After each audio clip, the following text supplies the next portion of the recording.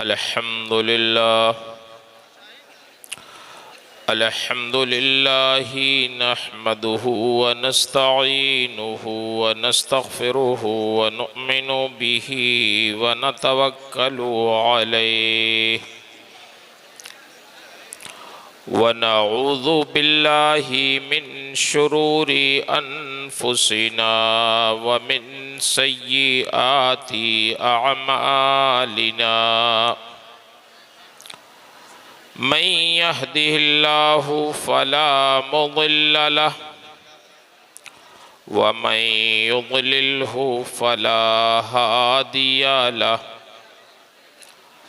ونشهد أن لا إله إلا الله وحده لا شريك له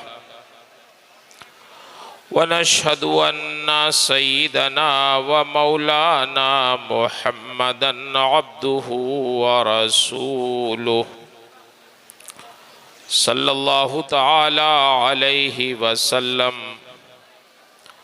أما بعد فأعوذ بالله من الشيطان الرجيم بسم الله الرحمن الرحيم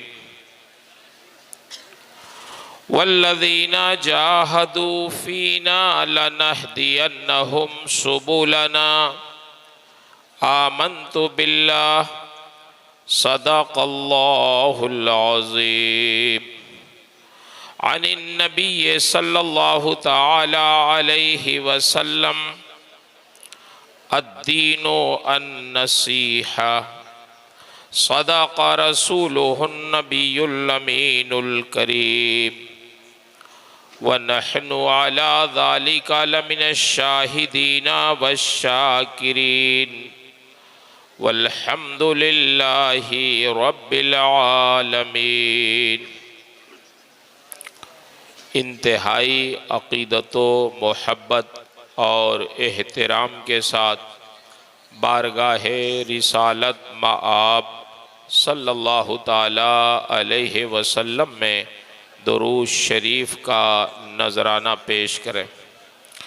اللہم صلی علی سیدنا و مولانا محمد معدن الجود والکرم وآلہ وبارک وسلم صلاۃ و سلاما علیک یا رسول اللہ۔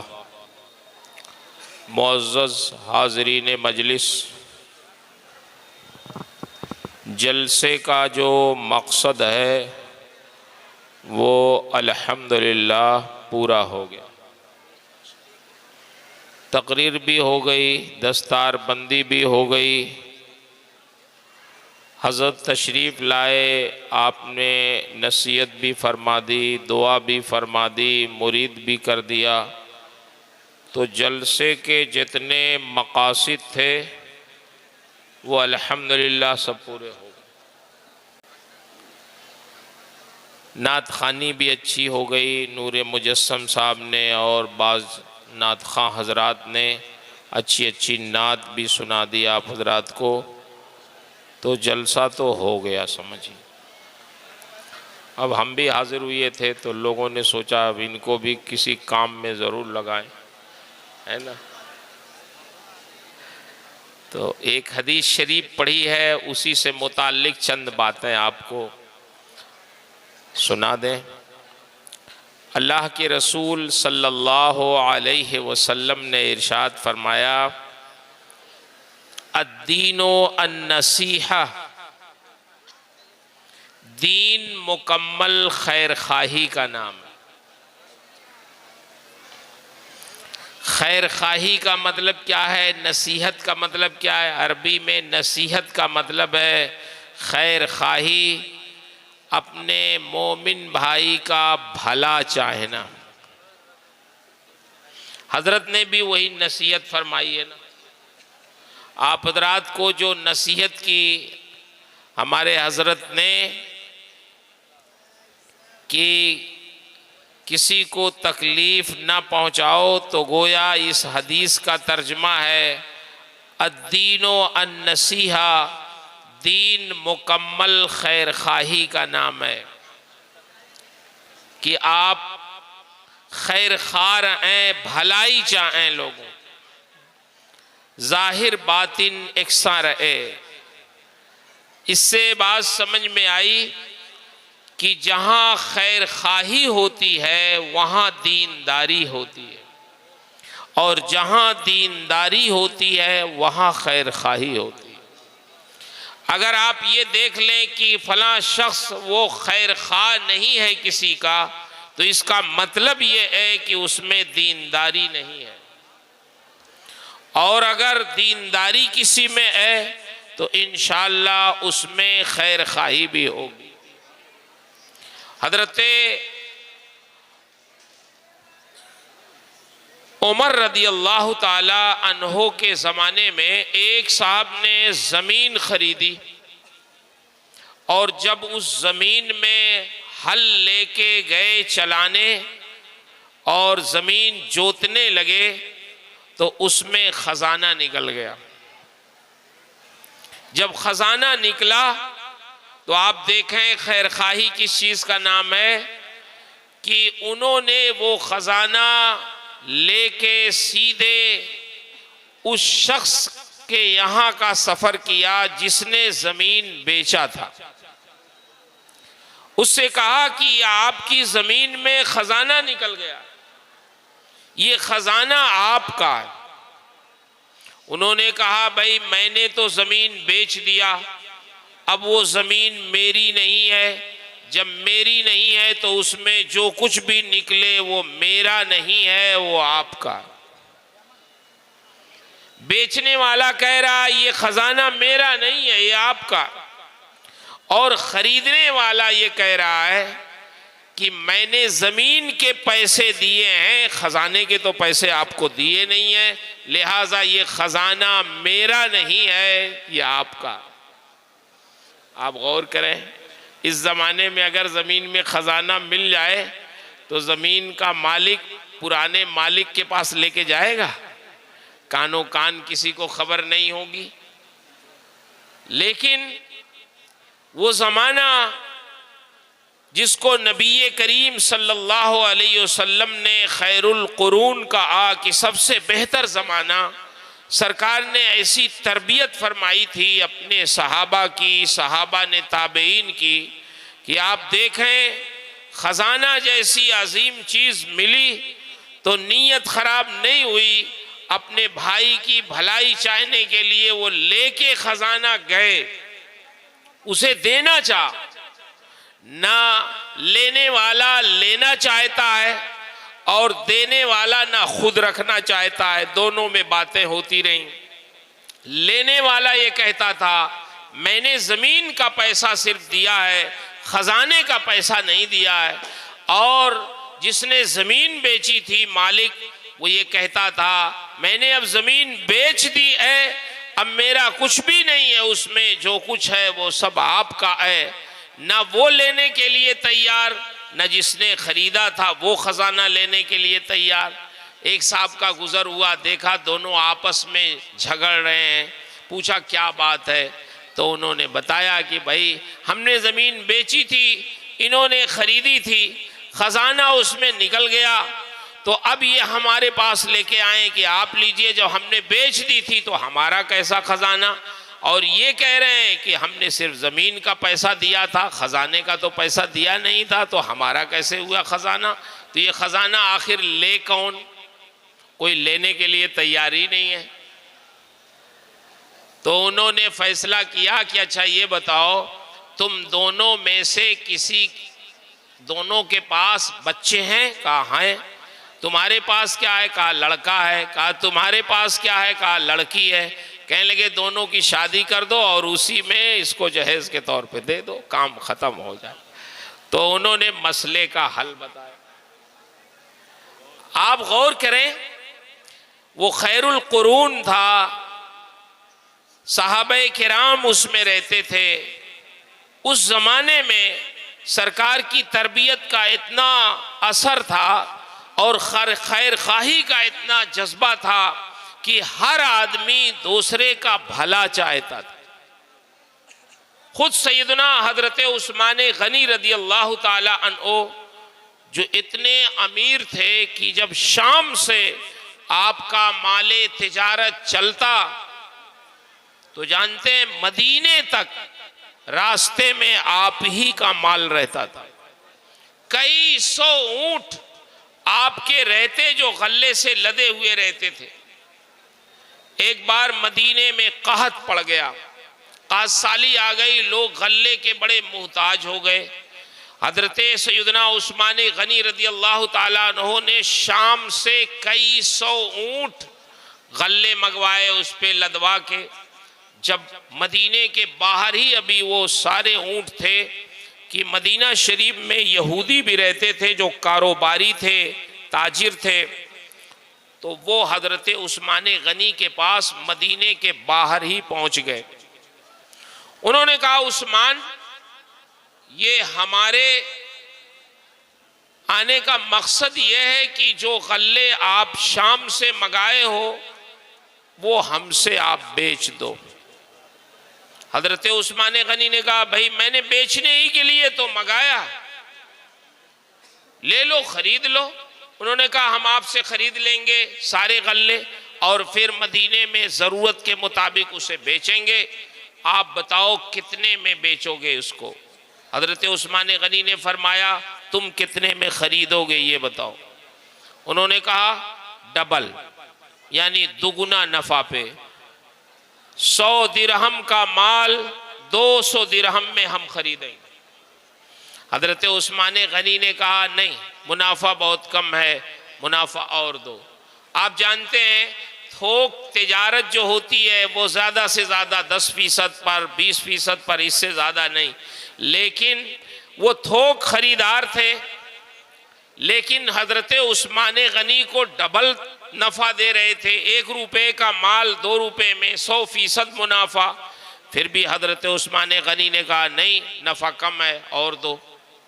انہوں نے کہا اچھا چلیے 100 درہم کا مال 200 درہم کے بجائے 300 درہم میں آپ بیچ دیجئے.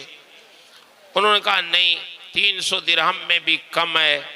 انہوں نے کہا اچھا 400 درہم میں بیچ دیجئے. حضرت عثمان غنی نے کہا نہیں، اور دو، نفع اتنے میں میں نہیں بیچتا. تو انہوں نے کہا ہمیں کچھ سوچنے کا موقع دیجئے، آپ کو ہو کیا گیا ہے؟ آپ تاجر تو ہیں لیکن اتنا زیادہ نفع کیا کریں گے آپ؟ ہم تو تھوک کے خریدار ہیں. آپ 100 درہم کا مال 200 میں نہیں دے رہے ہیں، 300 میں نہیں دے رہے ہیں، 400 میں نہیں دے رہے ہیں. کتنا نفع آپ کو چاہیے؟ ہمیں کچھ مشورہ کرنے دیجئے. مشورہ کر کے پھر یہودی آئے، کہنے لگے اچھا 500 میں دے دیجئے 100 کا مال. آپ نے کہا نہیں، نفع کم ہے. پھر انہوں نے کہا نہیں 600 میں دے دیجئے. آپ نے کہا نہیں، کم ہے. پھر کہا 700 میں دے دیجئے. کہا نہیں، نفع کم ہے. انہوں نے ہتھیار ڈال دیا، کہنے لگے نہیں، اب اس سے زیادہ ہم نفع نہیں دے سکتے. عثمان، اس سے زیادہ دنیا میں کوئی آپ کو نفع نہیں دے سکتا. اب آپ اپنا مال جہاں چاہیں لے جائیں، بیچ دیں، ہم اس سے زیادہ نفع نہیں دے سکتے. حضرت عثمان غنی نے کہا کہ تم یہ کہہ رہے ہو کوئی اس سے زیادہ نفع نہیں دے سکتا، میرے پاس ایک خریدار ہے جو تم سے بھی زیادہ نفع دینے کے لیے تیار ہے. انہوں نے کہا کون خریدے گا آپ سے مال؟ کس سے آپ بیچیں گے مجھے بتائیے. کون 700 سے زیادہ دے گا؟ 7 گنے سے زیادہ کون دینے والا ہے؟ اس روئے زمین پر ہم سے زیادہ نفع کوئی نہیں دے سکتا. اللہ کے رسول کے صحابی حضرت عثمان غنی فرماتے ہیں تم کہہ رہے ہو 7 گنے سے زیادہ کوئی نہیں دے سکتا. میرا پروردگار فرماتا ہے کہ جب بندہ مجھ سے بیع کرتا ہے تو 70 گنا میں اس کو اجر دیتا ہوں. میرا پروردگار 70 گنا دیتا ہے. تم 7 گنا دے کے کہتے ہو میں بہت زیادہ دیتا ہوں، اور میرا پروردگار 70 گنا دیتا ہے.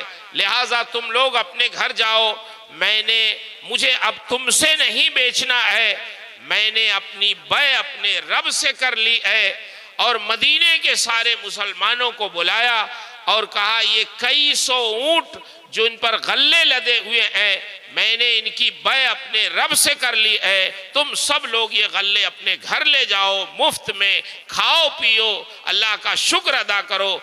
مجھے کوئی تم سے قیمت نہیں لینا ہے، اس لیے کہ تم ضرورت مند ہو۔ اللہ کے رسول نے فرمایا ہے کہ دین خیر خواہی کا نام ہے، تو میری خیر خواہی یہی ہے کہ میرا مال تم سب لوگ لے جا کے قحط سالی میں استعمال کرو، تم سے مجھے کچھ نہیں لینا ہے، اجر اپنے رب سے مجھے لینا۔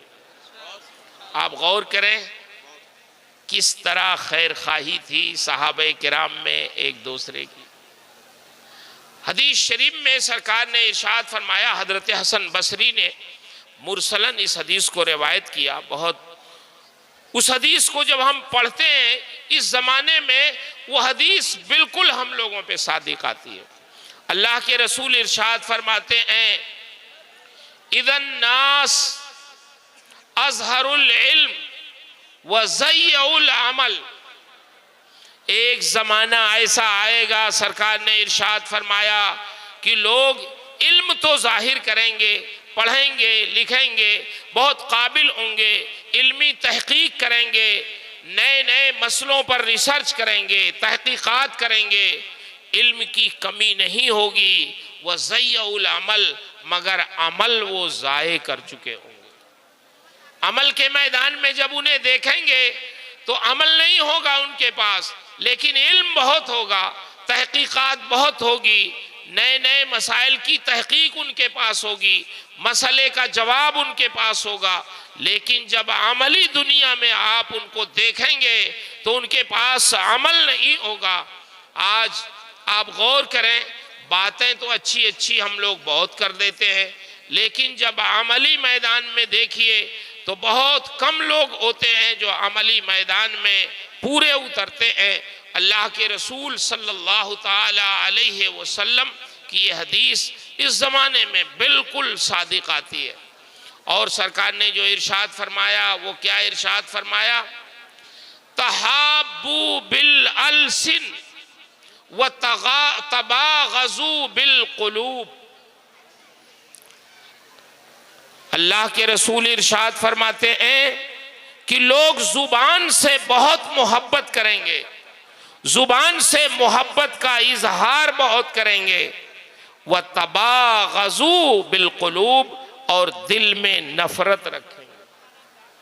آج آپ دیکھ لیں، غور کریں، کوئی مکان بناتا ہے اچھا، کوئی دکان کھولتا ہے اچھی، لوگوں کو دعوت دیتا ہے، لوگ جاتے ہیں کہتے ہیں ماشاءاللہ مکان آپ نے کتنا خوبصورت بنایا ہے، بڑا پیارا مکان آپ نے بنایا ہے، دکان بڑی اچھی آپ نے بنائی ہے، سامنے اس کے بڑی تعریف کریں گے، بہت اچھی تعریف کریں گے، خوش کر دیں گے، لیکن جب دور ہٹیں گے تو کہیں گے کہاں سے بنایا ہے مکان، پیسہ کہاں سے لایا؟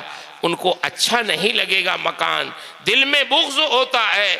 زبان سے تو کہتے ہیں کہ مکان بہت اچھا بنایا، آپ کے کپڑے بہت اچھے ہیں، آپ کی گاڑی بہت اچھی ہے، آپ کی بلڈنگ بہت اچھی ہے، آپ کی دکان بہت اچھی ہے، لیکن دل میں بغض رہتا ہے، دل اس کو قبول نہیں کرتا، دل سے اس کو پسند نہیں کرتے۔ سرکار نے ارشاد فرمایا زبان سے تو محبت کا اظہار کریں گے، باتیں بڑی میٹھی میٹھی کریں گے، اچھی اچھی کریں گے، لیکن دل قبول نہیں کرتا اسے۔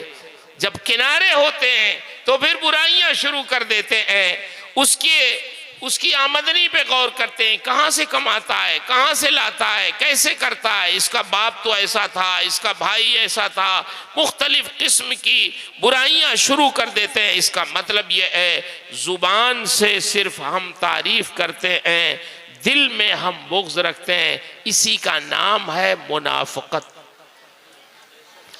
اللہ کے رسول ارشاد فرماتے ہیں کہ زبان سے تو بہت محبت کا اظہار کریں گے اور دل میں بغض رکھیں گے، یہ زمانہ آئے گا، اور وہ زمانہ ہم دیکھ رہے ہیں کہ زمانہ آ گیا ہے۔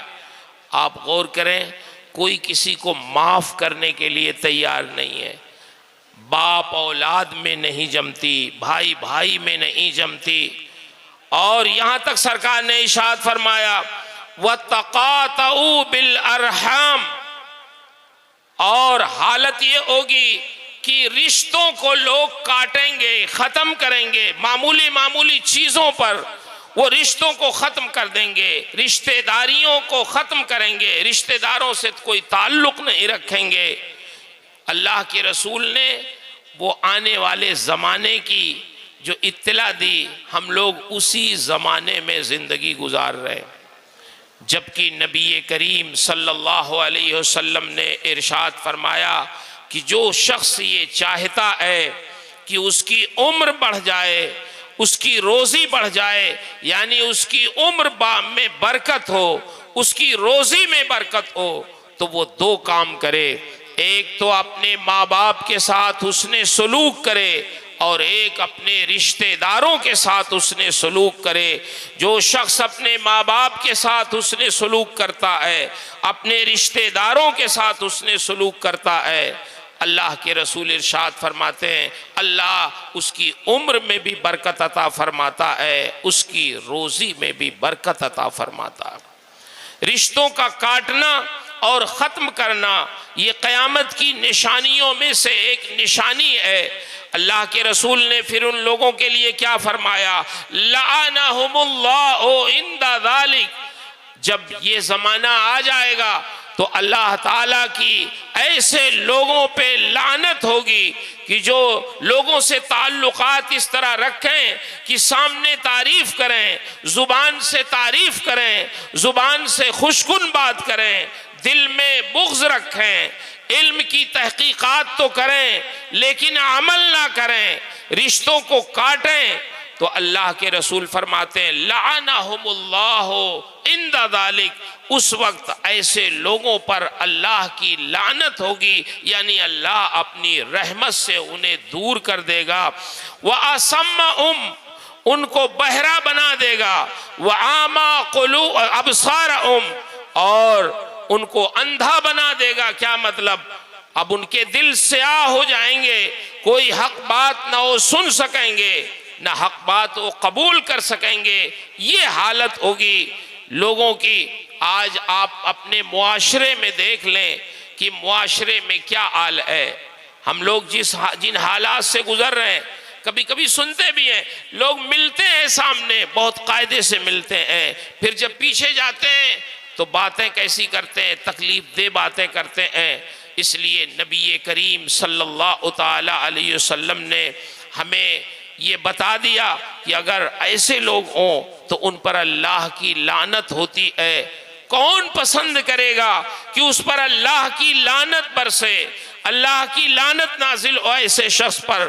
اس لیے میرے بھائیوں، کسی سے ملو تو زبان بھی ویسے ہی رکھو جیسے دل میں ہے، دل میں بھی نفرت نہ رکھو، زبان سے بھی تکلیف دہ بات نہ کہو، دل میں بھی محبت رکھو، زبان سے بھی اچھی باتیں محبت والی کیا کرو۔ یہ ایک مومن کامل کی نشانی ہے، اور دین اسی خیر خواہی کا نام ہے۔ یہ بچے فارغ ہو گئے، کچھ اس میں عالم ہیں، کچھ قاری ہیں، کچھ حافظ ہیں۔ میں ان سے بھی عرض کروں گا، آپ کا مرتبہ بہت بلند اللہ نے کیا ہے، آپ کو اسی کی تعلیم بھی دینی ہے، خود بھی آپ کو نیک بننا ہے۔ آپ ابھی عالم نہیں ہوئے ہیں۔ اعلیٰ حضرت فرماتے ہیں درس نظامیہ میں جو کتابیں پڑھائی جاتی ہیں وہ عالم نہیں بناتی ہیں، عالم بنانے والے دروازے پہ لے جا کے کھڑا کر دیتے ہیں۔ اب آپ کا کام ہے پڑھیں اور مطالعہ کریں۔ اگر آدمی یہ سمجھ لے میں عالم ہو گیا، اب مجھے کوئی ضرورت نہیں پڑھنے کی، تو پھر اس کے ترقی کے راستے بند ہو جاتے ہیں۔ ہمیشہ ہم سب لوگوں کو اپنے قبر کی آغوش میں جانے تک اپنے کو طالب علم ہی سمجھنا چاہیے، اس لیے کہ طالب علم کے اتنے فضائل ہیں کہ جب تک وہ زمین پہ چلتا رہتا ہے تو اللہ کے رسول فرماتے ہیں کہ وہ جنت کے راستے میں چلتا ہے، فرشتے اس کے قدموں کے نیچے اپنا پر بچھاتے ہیں، سمندر کی مچھلیاں اس کے لیے دعائیں کرتی ہیں۔ تو میں اپنے ان فارغ ہونے والے بچوں سے گزارش کروں گا کہ کہ آپ ابھی یہ نہ سمجھ لیں کہ اب ہم عالم ہو گئے، اب ہمیں کچھ نہیں کرنے کی ضرورت ہے، ہم نے پڑھ لیا، بخاری پڑھ لیا، مسلم پڑھ لیا، اب ہمیں کوئی ضرورت نہیں ہے۔ نہیں، ہم سب کو ضرورت ہے پڑھتے رہنے کی، تحقیق کرتے رہنے کی، تاکہ ہمارا علم اور بڑھتا رہے۔ بلکہ میں یہ بھی عرض کروں گا اساتذہ کرام سے کہ ہم سب لوگوں کو اپنے ان بچوں کی تربیت پہ بہت دھیان دینا چاہیے، تربیت بہت ضروری ہے۔ ایک آخری بات کہہ کے اپنی گفتگو میں ختم کر دوں کہ ایک بزرگ تھے، استاذ بھی تھے، وہ ایک شاگرد کو پڑھاتے تھے۔ آپ لوگ بھی غور سے سنیے گا، فارغ ہونے والے بچے، استاذ پڑھاتے تھے، وہ بزرگ بھی تھے، صاحب قال و حال تھے، شاگرد کو پڑھا دیا۔ شاگرد جب فارغ ہوئے تو انہوں نے کہا حضور اب اجازت دیں کہ ہم جا کے کہیں پڑھائیں، کام کریں، دین کی خدمت کریں۔ حضرت کچھ بول ہی نہیں رہے، استاذ کچھ بول ہی نہیں رہے۔ شاگرد نے پھر کہا حضور آپ نے پڑھا دیا مجھے، اب اجازت دیں میں جاؤں کچھ کام کروں دین کا۔ تو استاذ پھر خاموش۔ پھر شاگرد نے کہا حضور آپ خاموش کیوں ہیں؟ کیا آپ کا شاگرد ابھی اس لائق نہیں ہوا کہ دین کی خدمت جا کے کرے؟ آپ ہی نے تو مجھے پڑھایا ہے، تو میں تو سمجھتا ہوں میں اس لائق ہو گیا ہوں کہ اب دین کی خدمت کروں۔ حضرت کیوں نہیں آپ مجھے اجازت دیتے؟ آپ نے ارشاد فرمایا کہ ٹھیک ہے اب تم بہت بزید ہو تو جاؤ، لیکن ایک کام کرنا، ایک نصیحت یاد کر لو میری۔ اس نے کہا حضور ضرور نصیحت کر دیں، مجھے آپ کی نصیحتوں کی ضرورت ہے۔ تو استاذ نے کہا دیکھو زندگی میں ہمیشہ ایثار سے کام لینا۔ ایثار کا مطلب سمجھتے ہیں؟ ایثار کا مطلب یہ ہے کہ اپنے اوپر کسی بھی نیک کام میں اپنے بھائی کو ترجیح دینا۔ اگر کہیں دیکھو کہ کوئی ثواب ملنے والا ہے، کوئی نیکی حاصل ہونے والی ہے، تو کوشش کرو کہ تم خود حاصل کرنے کے بجائے اپنے کسی بھائی کو آگے بڑھا دو تاکہ وہ ثواب اس کو مل جائے۔ یہ کرنا، اس کا خیال رکھنا۔ شاگرد نے کہا حضور میں خیال رکھوں گا، آپ مطمئن رہیں۔ چلا گیا شہر کی جامع مسجد میں، اس نے امامت شروع کی، اور جب واز اس نے کہنا شروع کیا تو اس کی واز میں وہ اثر اللہ نے ڈالا تھا کہ پورا شہر امڑ آیا اس کی تقریر سننے کے لیے۔ شور ہو گیا کہ فلاں عالم دین فلاں مسجد میں نصیحت کرتے ہیں، ان کی نصیحت سنیے جا کے، کیا پیاری نصیحت کرتے ہیں۔ لوگ دور دور سے ان کی تقریر سننے ان کی مسجد میں آتے۔ کسی نے ان کے استاذ سے کہا کہ حضور آپ نے کچھ سنا؟ آپ کا شاگرد کتنا کامیاب ہو گیا ہے، فلاں مسجد میں تقریر کرتا ہے، پورا شہر اس کی تقریر میں امڑ آتا ہے، لوگ قریب سے دور سے اس کا واز سننے آتے ہیں، کبھی چل کے آپ بھی تو دیکھیں۔ حضرت نے کہا چلو دیکھتے ہیں، بڑی خوشی کی بات ہے۔ گئے، ایک گوشے میں جا کے چھپ کے بیٹھ گئے کہ شاگرد کی نگاہ کہیں سے نہ پڑے۔ بیٹھے رہے، سنتے رہے اس کا واز اچھا بیان کر رہے تھے۔ اتنے میں واز کے درمیان مسجد کے دروازے سے ایک فقیر اندر داخل ہوا۔ اس نے کہا میں ننگا ہوں، مجھے کوئی کپڑا پہنا دے۔ سوال کیا مسجد میں، جیسے ہی اس نے سوال کیا کہ میں ننگا ہوں، میرے پاس کپڑا نہیں ہے، کوئی پہنا دے، تو یہ شخص یعنی واعظ جو شاگرد تھے، عالم تقریر کر رہے تھے، اپنی تقریر انہوں نے فوراً بند کر دی۔ گئے اپنا امامہ اتارا، اس فقیر کو دیا اور کہا لو اس کو جلدی سے پہن لو۔ پہن لیا اس نے۔ پھر وہ لوٹے وہاں سے، اور جب لوٹے منبر پر اپنا قدم رکھنا چاہتے تھے کہ وہ استاذ جہاں بیٹھے تھے وہیں سے کھڑے ہو گئے۔ انہوں نے کہا خبردار، منبر پہ اب کھڑے ہونے کی ضرورت نہیں ہے، تم اس لائق نہیں ہو کہ تم منبر پہ کھڑے ہو کے واز کر سکو۔ شاگرد پریشان، یا اللہ یہ استاذ ہمارے کہاں سے آ گئے، اور ہم نے کون سی ایسی غلطی کر دی کہ وہ استاذ ہمیں اب تقریر کرنے کی اجازت نہیں دے رہے ہیں، کیا مسئلہ ہے؟ عرض کیا حضور کیا غلطی ہو گئی؟ کیوں آخر میں اس لائق نہیں ہوں کہ ممبر پہ کھڑے ہو کر میں واز کہہ سکوں؟ آپ ہی کا تو شاگرد ہوں، میں نے کوئی غلط کام کر دیا، کوئی میں نے غلطی کر دی واز میں؟ ارشاد فرماتے ہیں ہاں، وہی جو آخر میں آتے وقت تم کو نصیحت کی تھی، اسی نصیحت پہ تم نے عمل نہیں کیا۔ یہی ڈر تھا تم سے کہ تم ابھی کامل نہیں ہوئے ہو، تمہاری تربیت اچھی طرح نہیں ہو سکی ہے، یہی ڈر تھا۔ تم آنا چاہتے تھے لیکن میں سمجھ رہا تھا ابھی تمہاری تربیت نہیں ہوئی۔ جو آخری نصیحت میں نے تم کو کی، اسی نصیحت پہ تم نے عمل نہیں کیا۔ انہوں نے کہا حضور میں نے کیا عمل نہیں کیا؟ تو بزرگ کیا فرماتے ہیں وہ سنیے۔ ارشاد فرماتے ہیں میں نے تم سے یہی نہ کہا تھا کہ ایثار سے کام لینا، اپنے بھائی کو اپنے اوپر ترجیح دینا، وہی کام تم نے نہیں کیا۔ کہا حضور کیسے؟ کہا ارشاد فرمایا جب سائل نے مسجد میں آ کے آواز لگائی کہ میں ننگا ہوں مجھے کوئی کپڑا پہنا دے، تو تم کو انتظار کرنا چاہیے تھا کہ جو ثواب کپڑا پہنا کے تم حاصل کرنا چاہتے ہو وہ ثواب تمہارا کوئی بھائی حاصل کر لے۔ الدین و النصیحہ، دین خیر خواہی کا نام۔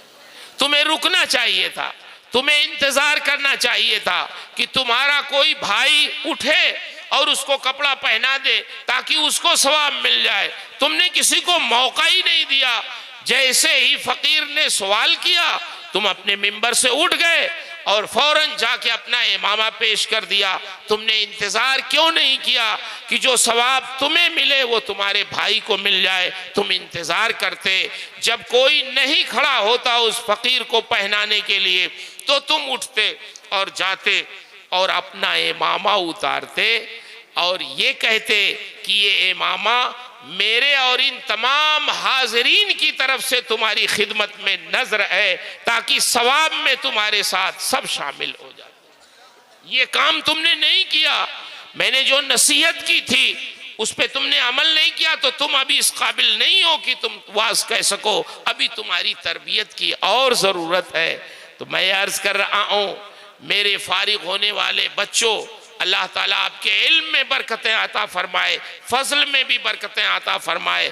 آپ اپنے اساتذہ سے تربیت حاصل کریں، ان کی نصیحتوں پہ عمل کریں اور ان کی صحبتوں سے فائدہ اٹھائیں۔ ایسا مت سمجھیں آپ کامل ہو گئے، نہیں، آپ ابھی کامل نہیں ہوئے، ہم سب کامل نہیں ہیں۔ ہمیں اپنے بزرگوں سے سیکھنا چاہیے، ان کا ادب کرنا چاہیے، ان سے نصیحت قبول کرنی چاہیے اور ان کی خدمت میں رہ کر کے بہت کچھ سیکھنے کی ضرورت ہے، تربیت کی ضرورت ہے، تاکہ جب آپ میدان عمل میں جائیں تو آپ کامیاب و کامرہ رہیں۔ اللہ تعالیٰ سے دعا ہے اللہ تعالیٰ آپ کو ہم سب کو علم نافع عطا فرمائے اور مدرسہ دارالعلوم مدینۃ العربیہ جس کے ارکان بہت مخلص ہیں، بہت نیک طبیعت ہیں، اچھے عزائم والے ہیں، مدرسے سے اتنا لگاؤ رکھتے ہیں کہ اسی کے لیے لمبا سفر کرتے ہیں۔ حاجی محمد علی صاحب، حافظ اصغر صاحب اور ان کے برادران جتنے بھی ہیں معاونین مخلصین، اللہ کا شکر ہے سب لوگ اس سے جڑے ہوئے ہیں، آپ تمام حضرات جڑے ہوئے ہیں۔ تو اللہ تعالیٰ اس مدرسے کے تمام منصوبوں کو پورا فرمائے اور اساتذہ کرام نے جس محبت سے، جس محنت سے، جس کوشش سے ان بچوں کو پڑھایا ہے، ان کو عالم بنایا، ان کو حافظ بنایا، ان کو قاری قرآن بنایا، اللہ تعالیٰ ان اساتذہ کی عمروں میں، ان کے علم و فضل میں، ان کے صحت میں برکتیں عطا فرمائے، معاونین اراکین کی کوششوں کو قبول فرما کر دنیا آخرت میں اس میں جزائے خیر عطا فرمائے۔ آج کے اس جلسے میں آپ حضرات تشریف لائے، بہت سے ہمارے علماء اور ائمہ تشریف لائے، اللہ تعالیٰ سب کی شرکت کو قبول فرمائے۔ ہمارے مخدوم گرامی مرتبت پیر طریقت حضرت اویس میاں صاحب قبلہ مدظ اللہ العلی تشریف لائے، اپنی علالت کے باوجود اللہ ان کا سایہ عاطفت ہم تمام لوگوں پر دراز فرمائے، ان کو صحت و عافیت سے رکھے اور ان کے فیوز و برکات سے ہم سب کو فیض یاب کرے۔ میں نے مختصر سے وقت میں جو کچھ بھی عرض کیا ہے اس میں جو صحیح ہے وہ میرے رب کی طرف سے ہے، میرے بیان میں، میری تعبیر میں، میرے سمجھانے میں جو غلطیاں ہوں وہ سب میری طرف سے ہیں۔ اللہ مجھے حق کہنے، حق سنانے، حق پہ قائم رہنے اور حق کی نشر و اشاعت کی توفیق عطا فرمائے۔ استغفر اللہ ربی من کل ذنب واتوب الیہ۔ السلام علیکم۔